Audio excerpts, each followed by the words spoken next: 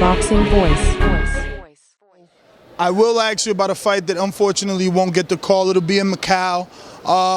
Algieri Pacquiao. And the reason that I know probably everyone's asked you, but I want to ask you specific questions.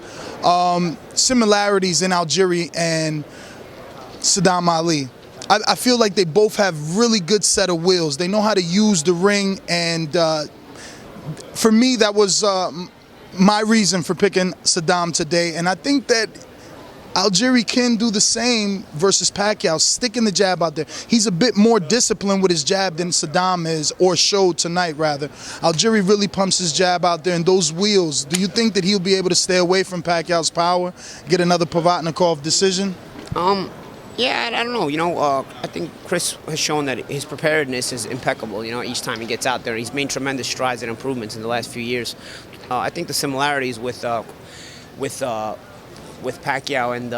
and Provatnikov are almost none. So this is a different style matchup. But I think Algieri and Pacquiao, at their core, they fight very differently, but at their core, they both look for the same thing, and that is to be in, to be out, to be in, to be out. They are in and out fighters at their core. They just do it in a different way. Their approach is in a different way. I just think Pacquiao has shown a little bit more speed and a little bit more explosiveness in being in and out than Chris has. But Chris has the height advantage, so maybe he can catch Pacquiao a lot of times on Pacquiao's out, because I think there's like a 4 or 5 inch height advantage. So Chris may be able to negate that in and out of Pacquiao by catching him on the tail end with those long arms that he has. I think Chris has shown us he knows how to come prepared, and he just knows what game plans to put together for these kind of tough fights. You got to favor Pacquiao this time. Last time I told people don't be surprised if Chris beats Provatnikov. Stylistically, this is a solid fight for Chris to handle. It's not going to be easy, but solid. This time it's a little bit different. It's a little bit more difficult. I expect Chris to come very prepared, but I'm not quite sure. Stylistically, he matches up well against Pacquiao. At worst, if he puts on a good performance, even in a defeat, he's still the 140-pound champion in the WBO, and that goes for a lot. And there's no shame in losing to Manny Pacquiao. As far as Pacquiao's power, it hasn't really been the same the last few years. We can chalk that up to whatever you want to chalk it up to, but has not been as explosive or the same.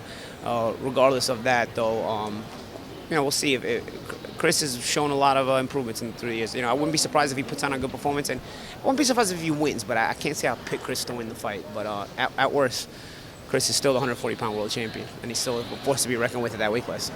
Well, you got to be happy. I mean, you've seen all these guys come up, and they're all New York fighters now. You guys, it looks like East Coast is definitely on the map. Yeah, East Coast is definitely on the map, man. And I'm glad to see young guys like, even guys closer to mine, like Kid Chocolate, doing well. Young guys like Danny Jacobs, Saddam Ali, Junior Union, Sugar Boy, Chris Algieri with the world title, of course. It's fun to see all these guys. I feel like the old man, like the guy who watched these guys as kids, and now they're all making their way to the higher levels. So I hope to continue having fun watching them and keep supporting them. This is truly my life. The Boxing Voice.